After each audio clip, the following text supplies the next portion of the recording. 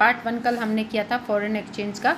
आज हम करेंगे part 2, impact of change, increase decrease in demand and supply.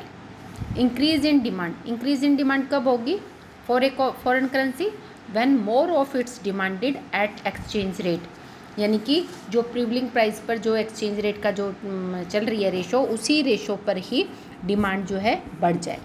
Decrease in demand कब होगी फॉरेन करेंसी की? Acquire when less of its demanded eight इस exchange rate, जो एक्सचेंज रेट चल रहा है उसी पर ही डिमांड कम हो। तो मैं आपको डायग्राम के थ्रू समझा रही हूँ।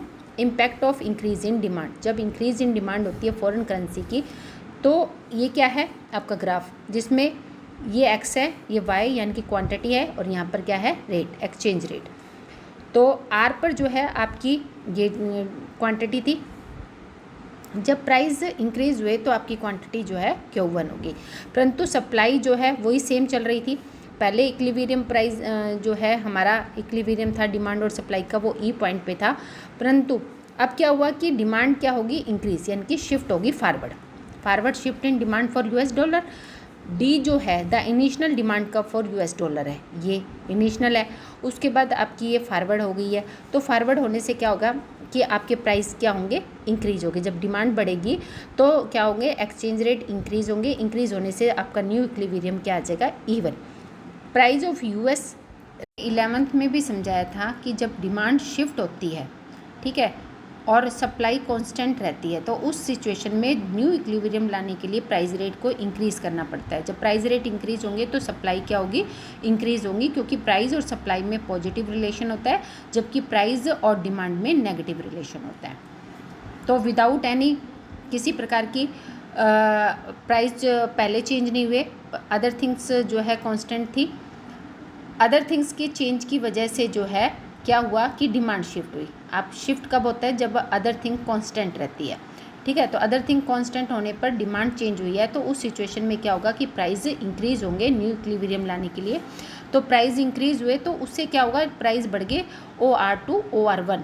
तो उससे उसका इफेक्ट क्या होगा कि डोमेस्टिक करेंसी जो है वो डेप्रिशिएट हो जाएगी। डेप्रिशिएट का मीनिंग है कि पहले जो $1 के लिए हम 60 रुपये दे रहे थे, अब हम उसी $1 को पाने के लिए कितना रुपये दे रहे हैं, 70। यानी कि डोमेस्टिक जो वैल्यू है वो उसका क्या होगा, लॉस होगा। जबकि अदर थिंग्स रिमेन कांस्टेंट रही है। अदर थिंग्स रिमेन कांस्टेंट थी तो केवल हमारी डिमांड शिफ्ट हुई थी, परंतु डिमांड को और सप्लाई को इक्वल लाने के लिए क्या करना हुआ, प्राइस एक्सचेंज रेट क्या है इंक्रीज करने पड़े, जिसकी वजह से न्यू इक्विलिब्रियम हमारा बना इवन। ये था impact of increase in demand for foreign currency. अगर डिक्रीज होती है डिमांड, यानी कि अदर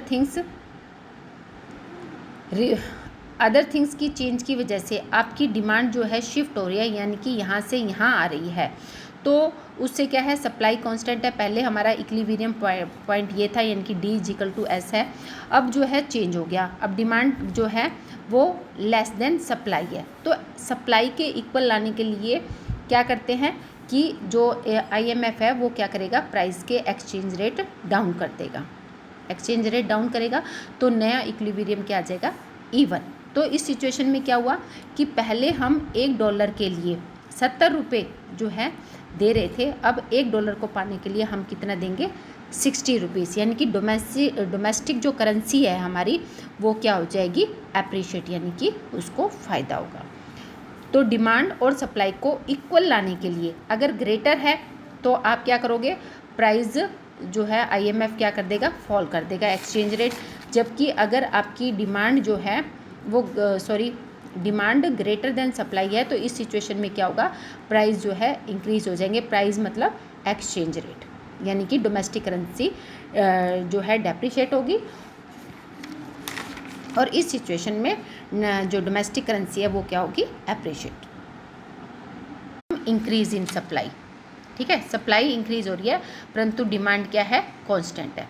उस सिचुएशन में क्या था कि आपकी डिमांड जो है इंक्रीज और डिक्रीज हो रही थी, आपकी सप्लाई कांस्टेंट थी। अब इस सिचुएशन में क्या है कि आपकी सप्लाई तो इंक्रीज होगी, यानी कि सप्लाई जो है आपकी सप्लाई ग्रेटर देन डिमांड है। सप्लाई ज़्यादा है, डिमांड कम है, तो डिमांड को बढ़ाने के लिए क्या करना पड़ेगा, प्राइस जो है वो फॉल करने पड़ेंगे, क्योंकि प्राइस और डिमांड में क्या है, नेगेटिव रिलेशन। तो इस सिचुएशन में कि सप्लाई जो है अदर थिंग्स की वजह से चेंज हुई थी, ग्रेटर हो गई, इंक्रीज़ हो गई, तो ऐसी सिचुएशन में IMF जो है एक्सचेंज रेट फॉल कर देगा, फॉल करेगा। अज्यूम करते हैं हम कि पहले $1 के लिए हम 60 रुपये पे कर रहे थे, परंतु आज उसी डॉलर को पाने के लिए हम 50 रुपीज़ पे कर रहे हैं। तो इसका मतलब क्या हो रहा है कि हमारी जो डोमेस्टिक करेंसी है वो क्या हो रही है, एप्रिशिएट, यानी कि हम लोगों को फ़ायदा हो रहा है। ओके, तो ऐसी जब सप्लाई ग्रेटर देन डिमांड है, ओके, किस सिचुएशन में, इंक्रीज इन सप्लाई, तो ऐसी सिचुएशन के अंदर द्वारा D=S लाने के लिए, न्यू इक्विलिब्रियम लाने के लिए, यानी कि यहाँ से यहाँ तक लाने के लिए, क्वांटिटी को डिमांड को इंक्रीज़ करने के लिए प्राइस को क्या करना पड़ेगा, फॉल करना पड़ेगा। ओके, अब उसी प्रकार से इसका अपोजिट हो जाता है, इंक्रीज इन सप्लाई की बजाय डिक्रीज इन सप्लाई हो रही है। तो डिक्रीज इन सप्लाई हो रही है तो इसका मतलब क्या हो रहा है कि $1 को पे के लिए हम 50 रुपीज़ पे कर रहे थे, परंतु अब उसी डॉलर को पाने के लिए हम क्या कर रहे हैं, 60 रुपीज़ पे कर रहे हैं, यानी कि हमारी डोमेस्टिक करेंसी क्या हो रही है, डेप्रिशिएट हो रही है। तो इस डायग्राम के थ्रू मैं आपको बताती हूँ। पहले हम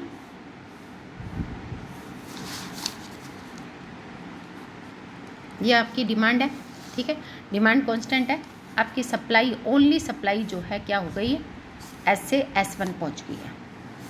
तो इसमें क्या हो गया, सप्लाई जो है लेस देन क्या है, डिमांड है।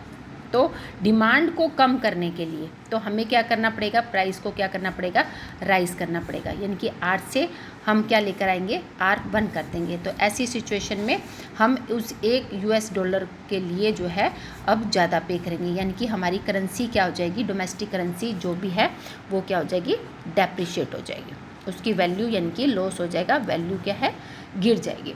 तो इस तरीके से हम लोगों को करना है, हम लोगों को सिर्फ यही ध्यान रखना है, मेन अगर आपको लॉजिक ध्यान रखना है, मेन जो इसका रूल है कि price and demand have negative relation, इनके बीच में नेगेटिव रिलेशन होता है दोनों के बीच में, जबकि प्राइस और सप्लाई के बीच में क्या होता है, positive relation. Price increase, demand decrease, price increase, supply increase, price decrease, demand increase, but price decrease, supply क्या हो जाएगी, डिक्रीज हो जाएगी। तो ये पॉइंट के थ्रू ही हम जो है फॉरेन करेंसी जो हमारी डाउन जाती है या हमारा इक्विलिब्रियम पॉइंट नहीं बन पाता है, तो इस सिचुएशन में IMF जो है एक्सचेंज रेट को इंक्रीज और डिक्रीज करती है। ओके, तो now we have complete this chapter. All of you write the notes in your register. Thank you.